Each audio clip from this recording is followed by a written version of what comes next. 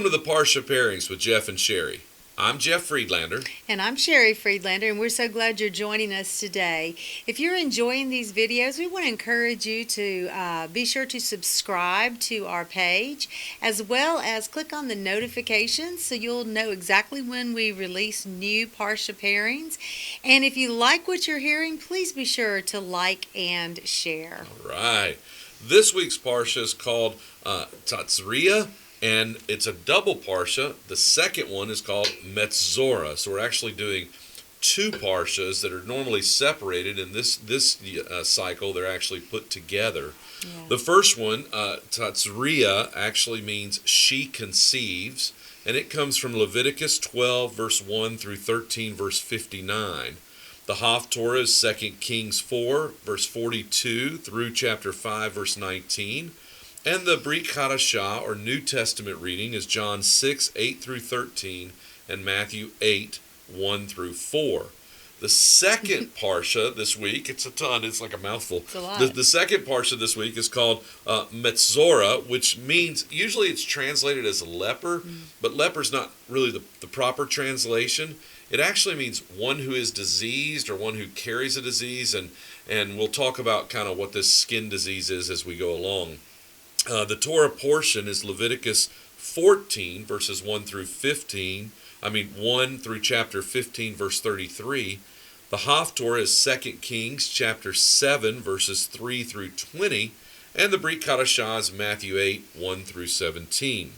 So this double portion this week, Sherry, gives us a big picture that kind of actually confounds most modern readers. In fact, I would say the Parshas of Leviticus are some of my, as you know, they're some of my favorites. I love what it teaches us and what it does.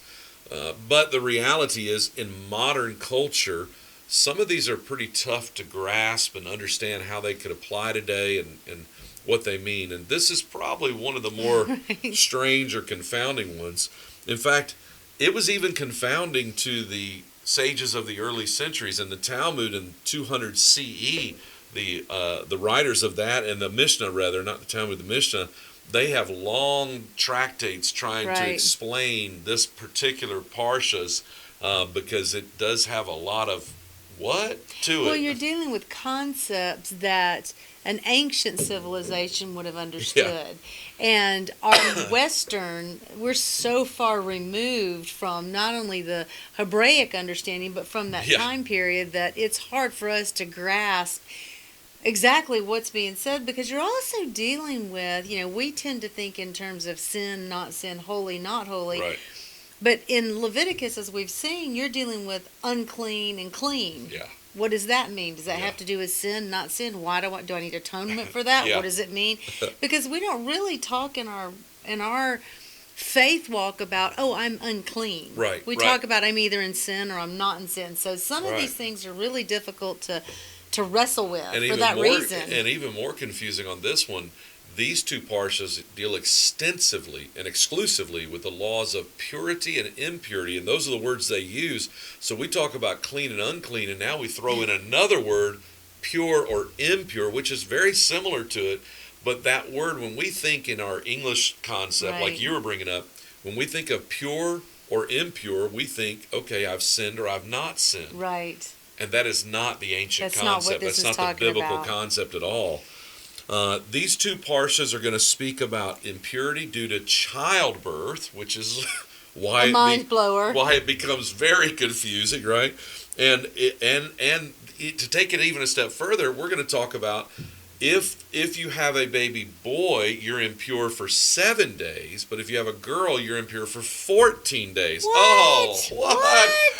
So are girls just worse than boys? Is there a value on men versus women? I mean, men are so much quicker at getting pure. That's what we do.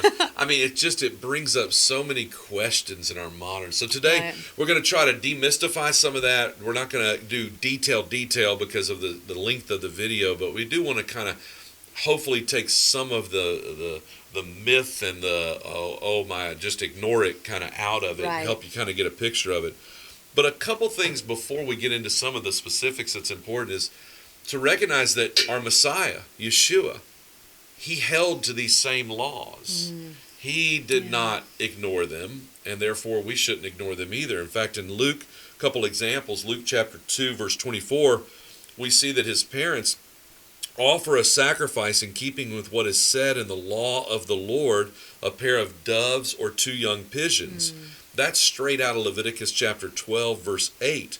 And if she cannot afford a lamb, then she will take 2 turtle doves or 2 pigeons, one for a burnt offering, the other for a sin offering, and the priest shall make atonement for her, and she shall be clean. So here we have the law of impurity, and we have Miriam offering 2 pigeons, and it's for purity, and she becomes clean. Interestingly, this also gives us an indication that Joseph and Miriam, Yeshua's parents, were not wealthy, because the law says in Leviticus 12, if they cannot afford these other things and use this, and they used pigeons in Luke. So we see that Yeshua didn't come from privilege. He wasn't from a privileged family. He was from a family of moderate means, which is also another whole interesting idea to consider. He was kind of part of the common man, if you will. His parents also obeyed it when they took Yeshua to be circumcised on the 8th day. We read in Luke, in the verse 39 through 40, we read that Joseph and Mary, Yosef and Miriam had done everything required by the law of the Lord. They returned to Galilee, to their own town of Nazareth, and the child grew and became strong. He was full of wisdom and grace in God. So here we are. They've taken him to be circumcised. They've done the naming of him, and they've done it according to Luke. They didn't just do it as a tradition or a culture. They did it according to the law of the Lord. Right. So they're obeying Torah. Again, Yeshua obeying Torah in Luke 5. It says, once when Yeshua was in one of the towns, there came a man completely covered with Za'arat, which is? It's going to be this skin disease. Uncleanliness. It's not really leprosy. We've heard it translated as leprosy, which is actually an attack of the central nervous system. This one is actually a little different. And in this Parsha, we talk about it a little bit. And in next week's Parsha, well, the next Parsha, we're going to talk about it even more. So, but he's attacked. He's got this issue. And Yeshua sees him. He falls on his face and he begs him. He says, "Sir, if you're willing, you can make me clean." Interesting choice of word. He doesn't say you can make me healed. Right. So again, we're back into a physical part of the body. Something's going on, and yet it's a disease that is being asked to be cleansed rather than healed, which will speak to our Parsha today as we get there. So Yeshua reaches out his hand, he touches him, and he says, "I am willing." He doesn't say be healed. He says be cleansed. So what an important moment to realize that this whole idea of what's going to happen in the rituals of the priest and what's going to happen in the way this is done, ritual cleansing, is something different, even though it has, in this case, physical ramifications. It says immediately the disease left him. So Yeshua warns him, verse 14 of Luke 5, and says, instead, as a testimony to the people, go straight to the Kohen, the priest, and make an offering for your cleansing, as Moshe commanded. So there we have it, right? So we see 3 instances right here of the obedience to the Torah, and we even see this cleansing ritual specifically being handled right here by Yeshua. So it really should bring us back to Leviticus as we get into our Parsha, that this isn't just some Sinai thing that's not appropriate. Yeshua was doing it in the first century. Well, I think there's even practicality to us today, as we're going to see when we look into what this Za'arat actually is. Yeah. All right, so obviously a little difficult passage, but let's jump in. Leviticus 12, verses 1 through 3. Sherry, if you want to just read those verses there. Then Adonai spoke to Moses, saying, "Speak to Bnei Israel, instructing, if a woman conceives and bears a male child, then she will be unclean for 7 days. As in the days of her nidah, she will be unclean." What is nidah? Nidah is the state of uncleanness, but due to her menstrual cycle. There we go. So it's the menstruation cycle, In the 8th day, the flesh of the foreskin is to be circumcised. So we got 2 things here right out of the gate. There's going to be an unclean state when she's in her monthly cycle, and we've got, if they have a baby, there's days of uncleanness, and then we've also got circumcision, built into this right here. So let's talk about this Hebrew word of unclean. What is that word for us? That word is tamah.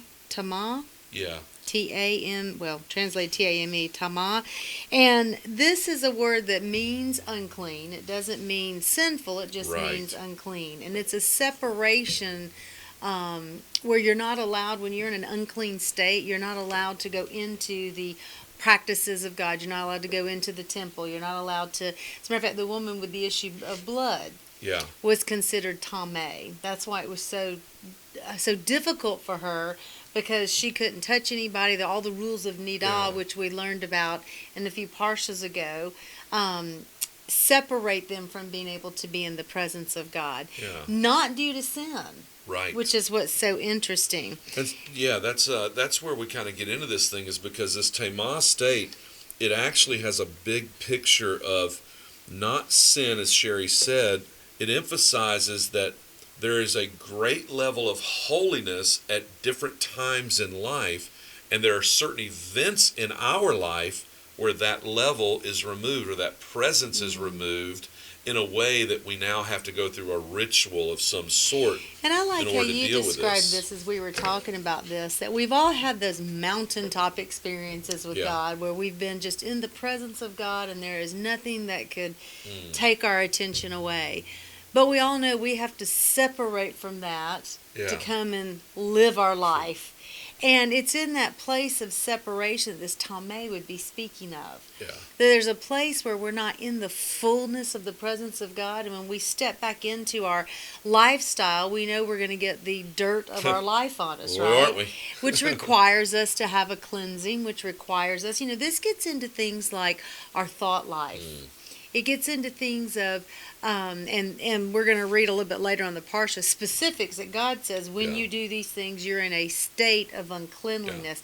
But what that is it's a place where we're separated from that presence of God. And when you're thinking about a woman giving birth to a child, there is this exiting from the space where life is being created, where there's the blood flow, and there's all this holiness of the life blood.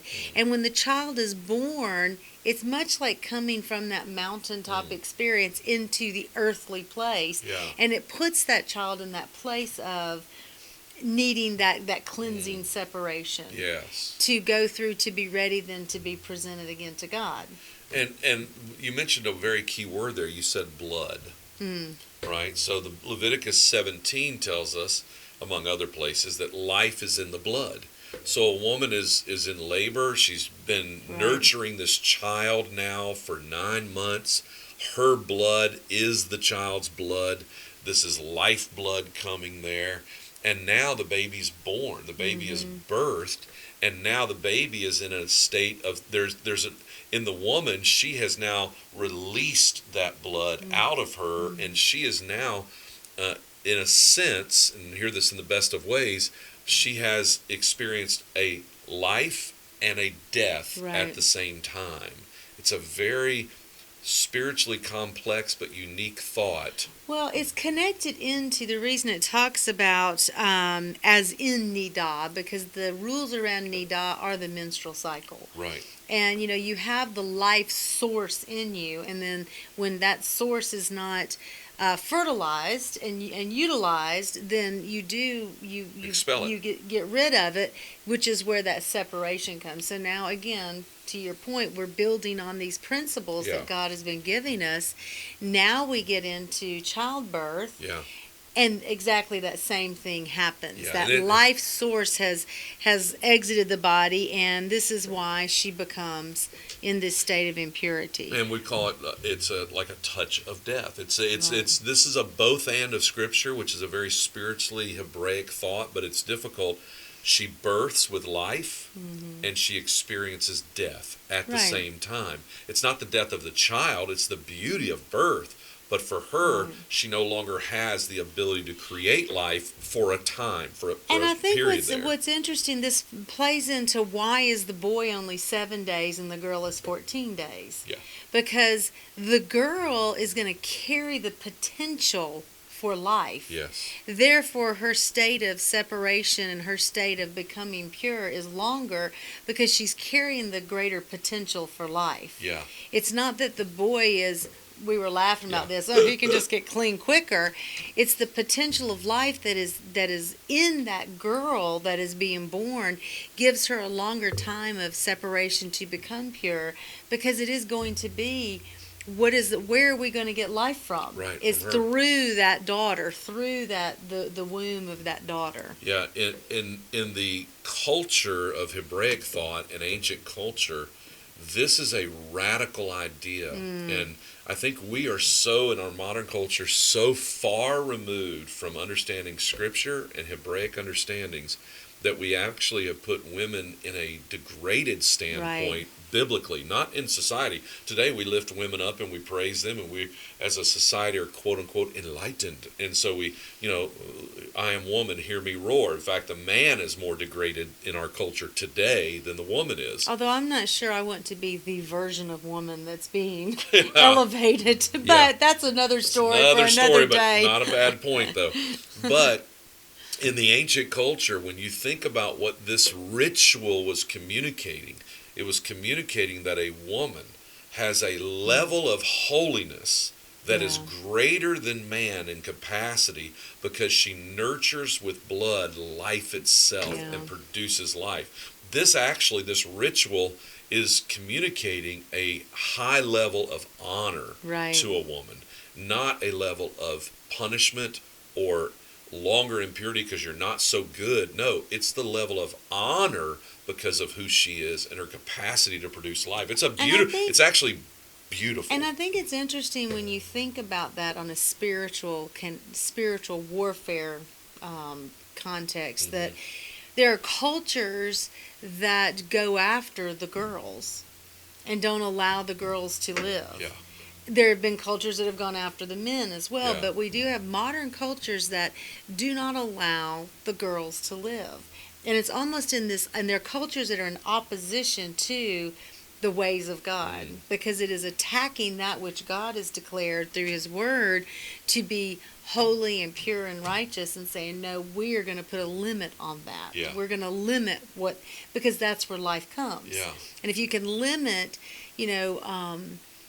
the advancement of the girls, then you've limited the advancement of society, because you're no longer going to be able to bear and have children. Yeah. So I think the attack on the spiritual level is very, very real. Interesting. So we say the greater the tameh after a baby's birth, a baby girl's birth rather, reflects her greater capacity for holiness, because she can create. She has the creative life in her, and therefore it necessitates a longer period of ritual impurity for her to become pure. That's the idea behind that 7 to 14 day split. Well, it's interesting. There's actually 5 sources of tameh. Yeah. Our Parsha opens with this one dealing with childbirth and nidah, but we also see zarat, which is this skin disease. We also see that it can have zarat clothing, houses, buildings. All of that can have this impurity, which is why translating it as leprosy kind of doesn't make sense, because when you talk about zarat of clothing, you wouldn't say your clothing has leprosy. Yeah. Or you wouldn't say your walls have leprosy. It's an uncleanliness of a disease of some sort. You have tameh of bodily secretions in Leviticus 15. You see in Leviticus 11, we saw in last week's Parsha, that there was the touching or carrying of carcasses of certain animals that made you tameh, that made you unclean. Or in Numbers 19, fast forwarding, we're going to see that contact with human corpses can make you unclean or tameh. And so the idea of this tameh is a place where the presence of God would have been and then is seemingly removed. And we're saying, understand, we're not saying that you're no longer with God, that you're not born again, or for some reason all of a sudden God has disappeared. It's what Sherry described earlier. There are moments, and if you've been with the Lord in any capacity, you have certainly experienced moments where there was an intensity of you and the Lord together. And then when that was removed, there was an emptiness. There was a feeling of. And many times what fills that gap is negativity. For example, in Exodus, They come out of Passover, Pesach. They're delivered in this miracle. They get in the desert, and then they go through the Red Sea, and they have this incredible miracle.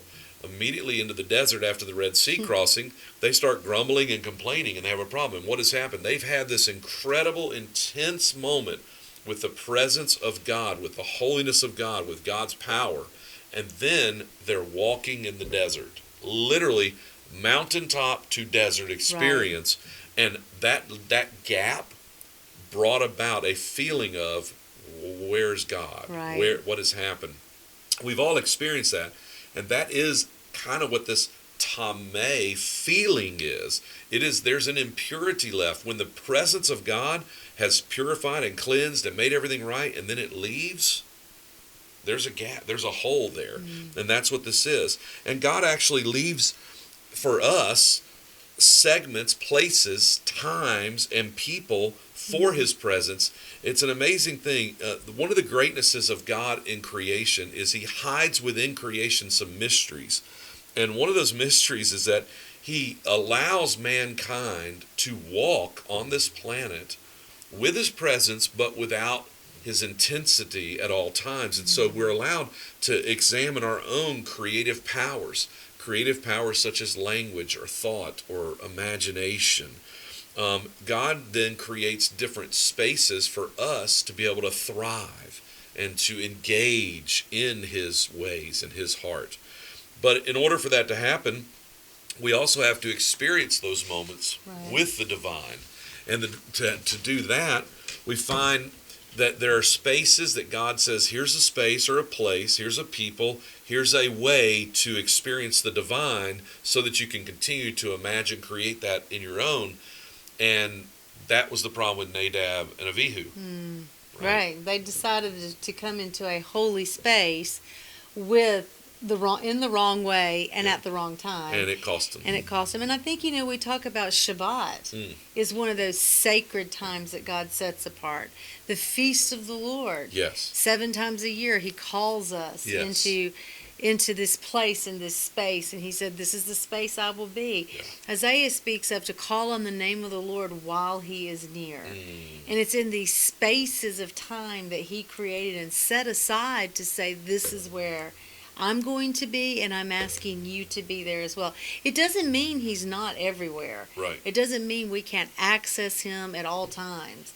But there are spaces that are more holy and intense. And I was thinking about this in terms of, we experience this in our own life with marriage. The dating time, or the wedding, the honeymoon, all of that, there's an intensity. And then there's doing laundry. Then there's, and then, you get past all that, and you're into the space that's kind of can become the mundane. Yeah. And so what do you do in a marriage to create space again? You have to date each other still. You have to spend time together. You have to, it was one of the things that we learned early on, to set aside space that we said, this is our time together. Yeah. Because the mundane can rob the joy of the holiness, and that's in a marriage, to me, that's one, and relationships in general. No, that's an incredible example. I think one of the reasons that Sherry and I have such a, what I would consider a great marriage, is because even when we were raising 4 children, we set aside time. We couldn't go out on a date night every week. One, we didn't have the money, because anything times 6 is expensive, so that we couldn't go out.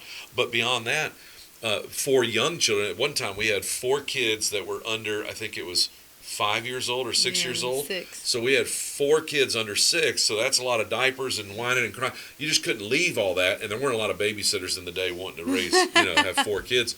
So we had to create a way to do it. We did breakfasts. Before the kids would get up, we created a space in the morning at home where we set aside time to date. So we made a space for the holy time, for a righteous time. And that's really important. So and God creates those spaces for us. Yeah, for example, you got the 7th day of the week, as Sherry mentioned. You got the 7th month of the year is a holy time. The 7th year is a holy time. The end of the 7th cycle is called the Jubilee, is a holy time. There's people that are set apart. God set apart the Hebrews. He set apart Israel as a holy people. He's called the body of Messiah to be holy and to be righteous, to be different than the other nations. And we even see places on the planet. We see the land of Israel as a separate place, is called apart. God said, I'm going to put my name in Jerusalem. That's my space. So that place is very special to God. He provides different paths for us as well to get to this purity. Interestingly, though, even within the paths that God provides, the ways of purity, there's also some other patterns in the Bible. Yeshua examples this. When he cleanses the lepers in Luke 17, we find that immediately after that, he goes off and he's alone. We find in Mark chapter 1 that he also decides, he gets up very early in the morning while it's still dark and goes off to a solitary place where he prays. We find that Yeshua has a pattern that says, I can do all these works and these great miracles, but I've got to have some time intensely just me and the Lord or else. So when you have these experiences that are of great presence, no, Tema is coming. You need to have a plan to deal with that, and that is moving yourself into a pattern of personal time with the Lord. Okay, so one aspect of this Parsha is the skin disease we're talking about, Zarat, and it makes the person Tameh. And this is an affliction in the skin. It can be minor or major. It also affects clothes and pottery. And interestingly, as we mentioned in Luke, this is where it's called cleansing, because this was identified by the priest, not a doctor here. And this is what caused all the ancient sages, when they looked at this disease, they examined it and they said, well, there's a physical component to this, but why? And why does Yeshua call it cleansing instead of healing, like a blindness or a deafness? And the reason many of the sages examine, and most scholars look at it today, and we think of it, is that this is driven by something internal that's impure, and maybe even can be sin itself or demonic activity, a demon that shows itself in the physical. It comes up. The spiritual showing in the physical. And I think, we see this with Miriam. When she starts to grumble in her heart against Moses. It was she and both Aaron. And what happens to her? Her skin becomes za'arat. It becomes leprous. And that's why we typically call it leprosy. But it's not. What was that? That was something in her heart, of a grumbling heart. The Hebrew sages call this lashon hara, which is evil speech. That she had evil speech, and because she carried that in her heart, it had a physical manifestation in her body. It did. And thank goodness her brother was not vindictive, and Moses was not, well, you going to grumble against me, sister? I know you were there with me when I was in the basket, but I've risen up out of the basket. He didn't have an attitude. He pleaded for mercy. She was healed, but then they waited the 7 days that the scripture talks about for her to become clean again. She had to become clean. And I think that we really can see this. A lot of our modern science is beginning to show us again what the Bible already taught us, that some of our diseases that we deal with are manifestations of an unrest in our heart. What is disease? It's dis-ease. It's when our soul gets out of whack or out of the ways of God, and it can show up in our physical body. It's not always the case, but it's always a good place to look if we're struggling with certain physical ailments, to go, okay, what is this caused by? What is this? I had an issue one time when I woke up, and I had a terrible, terrible pinch in my neck. And I was like, did I sleep wrong? I don't feel like I did. And I just asked the Lord, what is this? And the Lord told me that I was bearing more weight than He had asked me to bear. And I repented, and I gave that weight over, and it went away right away. So, again, not always the case, but it is a good place to look. What is this physical manifestation? Because the Zaharat teaches us that there could be something we're harboring, something we're not dealing with on an internal level, where maybe we need inner healing. We need to cleanse our mind. We need to cleanse our thoughts. We need to deal with past wounds or traumas or things like that, so that our physical body can be in union with our spirit man. I know some people, even on the minor, you have this kind of thing, but from a skin disease, I know people, and I've had an experience myself with this. In fact, I met someone just recently, and they have acne, zits popping up, and They said it's due to the stress. They admitted it. I'm stressed. I'm freaking out. I'm having all these problems, and I got all these zits popping. Yeah. It's amazing. Our bodies react pretty dramatically to our internal spiritual and emotional culture that's in our cells. So this is a idea. And why is it 7 days on a lot of the ritual cleansings? And in here we see 7 and 14 with the baby. But why 7? 7 is a number of completion in the Bible. And many times the cleansing process, for example, if you're carrying a weight, if you're in sin, if you're impure, if you're just living in stress and anxiety and not really living in the shalom of God, many times it takes a week. It takes a week, takes 2 weeks to work through that with the Lord and to release it and to get yourself in a habit of letting the Lord be the Lord. And so God prescribed some ritual things because he understood how we function. And it's a beautiful picture. But you also have within a 7-day period a Shabbat. Yes. A rest, a sacred space to enter into. An appointed time. An appointed time, yeah. So we hope you've received some good things out of this. Dig in, study these chapters. They're a little bit gross, though. Some of them get kind of gross about what they look like. They're a little gross, but don't be afraid of these. Right. As you can hear from what we've shown you today, they have great application to our life today. God knew what he was talking about, and our bodies and our spirits have not changed. Right. So these still apply to us today in a beautiful way. So until next time, we thank you for being with us, and hey, God bless you, and shalom. Shalom.